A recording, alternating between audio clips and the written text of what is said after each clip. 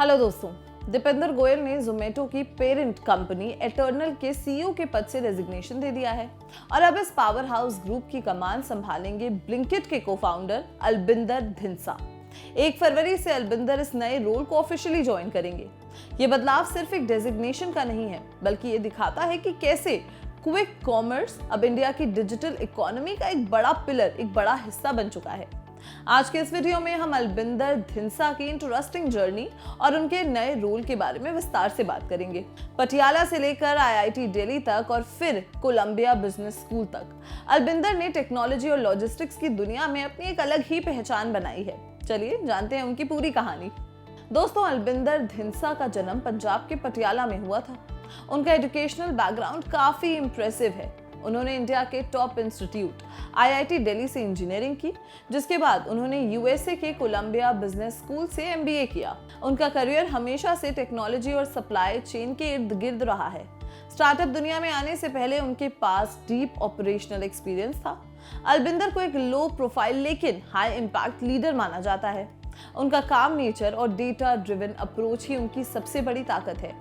उन्होंने हमेशा से इस बात पर फोकस किया है कि कैसे टेक्नोलॉजी का यूज करके लॉजिस्टिक्स को एफिशिएंट बनाया जा सके। यही वजह है कि आज वो इंडिया की सबसे बड़ी डिलीवरी इकोसिस्टम को लीड करने जा रहे हैं। अलबिंदर की ये जर्नी हर एक एस्पायरिंग एंटरप्रेन्योर के लिए एक बड़ी इंस्पिरेशन है। अलबिंदर धिंसा की एंटरप्रेन्योरल जर्नी 2013 में ग्रोफर्स के साथ शुरू हुई थी। शुरुआत में ये एक हाइपर लोकल डिलीवरी सर्विस थी जो पड़ोस की दुकानों से सामान डिलीवर करती थी, लेकिन वक्त के साथ उन्होंने मार्केट को समझा और ग्रोफर्स को एक full stack online grocery platform बनाया।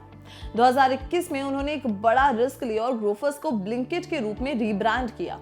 उन्होंने क्विक कॉमर्स मॉडल पर फोकस किया जो ग्रोसरी और एसेंशियल्स को सिर्फ 10 मिनट्स में डिलीवर करने का वादा करता था। इस स्ट्रैटेजी ने इंडिया में कंज्यूमर एक्सपेक्टेशंस को पूरी तरीके से बदल दिया। उन्होंने डार्क स्टोर्स और माइक्रो फुलफिलमेंट सेंटर्स का एक ऐसा नेटवर्क तैयार किया जिसे मैच करना मुश्किल हो गया।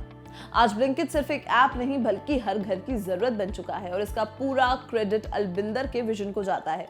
साल 2022 में एक ऐसी डील हुई जिसने मार्केट में हलचल मचा दी। जोमेटो ने ब्लिंकिट को लगभग $568 मिलियन की एक ऑल स्टॉक डील में एक्वायर कर लिया। इस एक्विजिशन के बाद ब्लिंकिट जोमेटो ग्रुप का एक कोर पार्ट बन गया।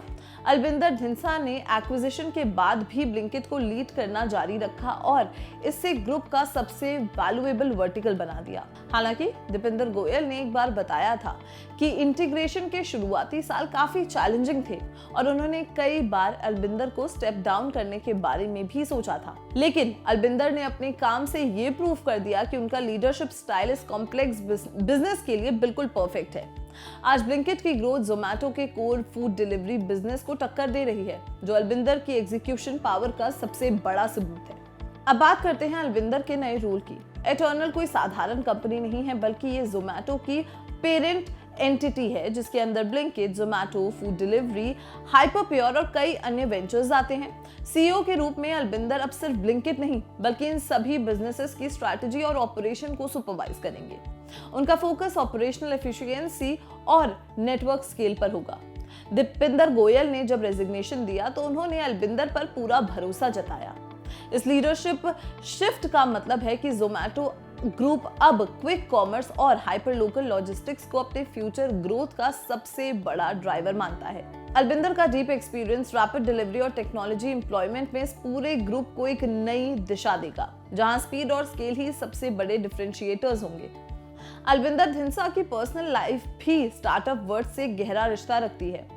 क्या आप जानते हैं कि अलबिंदर की शादी जोमेटो की को-फाउंडर और एक्स सीपीओ आकृति चोपड़ा से हुई है। आकृति ने जोमेटो को बिल्ड करने में एक बहुत इंपॉर्टेंट रोल निभाया है। इस तरह देखा जाए तो अलबिंदर पहले से ही जोमेटो फैमिली का एक हिस्सा रहे हैं। इनका आपस की बॉन्डिंग और म्यूचुअल रिस्पेक्ट ही है जिसने इतने बड़े मर्जर और एक्विजिशन को सक्सेसफुल बनाया। स्टार्टअप सर्कल में इनकी जोड़ी को काफी रिस्पेक्ट दी जाती है। अलबिंदर का एटर्नल का सीईओ बनना भी ये दिखाता है कि स्टार्टअप फाउंडर्स के बीच कितना गहरा ट्रस्ट होता है।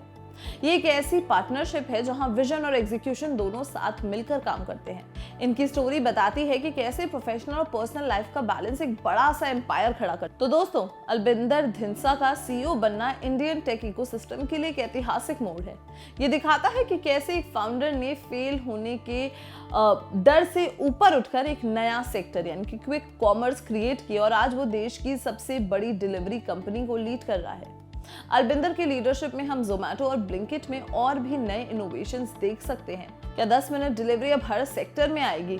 क्या जोमेटो अब अमेज़न और फ्लिपकार्ट को टक्कर देगा? ये तो वक्त ही बताएगा, लेकिन एक बात तय है, अलबिंदर धिंसा के हाथों में इटर्नल का फ्यूचर बहुत ही सेफ और एक्साइटिंग फिलहाल तो दिख रहा है। आपको क्या लगता है, क्या अलबिंदर जोमेटो ग्रुप को नए हाइट्स पर ले जा पाएंगे? अपनी राय हमें कमेंट सेक्शन में जरूर बताएं और अगर ये वीडियो पसंद आई हो तो लाइक और शेयर करना बिल्कुल भी ना भूलें और देखते रहे जागृत न्यूज़।